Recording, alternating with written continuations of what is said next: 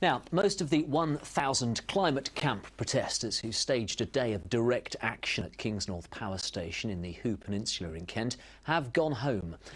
Kent police made 100 arrests on Saturday. Today, they thanked local residents whose lives were disrupted by the protesters during the biggest ever police operation in the county.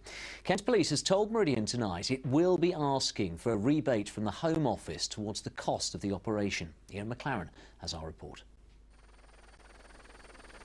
The climate camp protesters failed to close down Kingsnorth Power Station, and the Energy Minister, Malcolm Weeks, hasn't been swayed by their argument against a new generation of coal-fired plants.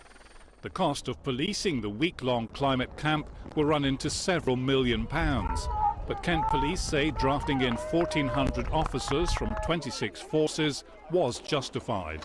I'm really pleased with the way officers responded under extreme provocation in very, very difficult circumstances. The preeminent challenge for us was to ensure the safety of everybody, and I'm glad that we've achieved that challenge.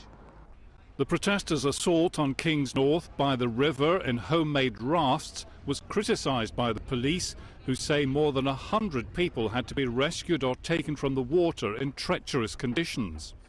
4 people are said to have climbed into the main compound at the power station, and the police moved in to disperse a group of marchers who refused to leave the gates of the power station. Some protesters claim the police used excessive force. And we've seen people that have been, singing songs and doing quite peaceful resistance, but they've had forms of police brutality, and I felt quite disgusted by that. But it still hasn't perturbed us from doing what we need to do, and that's stopping new coal. Kent police say they'll investigate all complaints. They expect the campsite to be cleared completely by Thursday. The climate camp is winding down, but if a new coal-fired power station gets the green light in the autumn, they say they'll be back.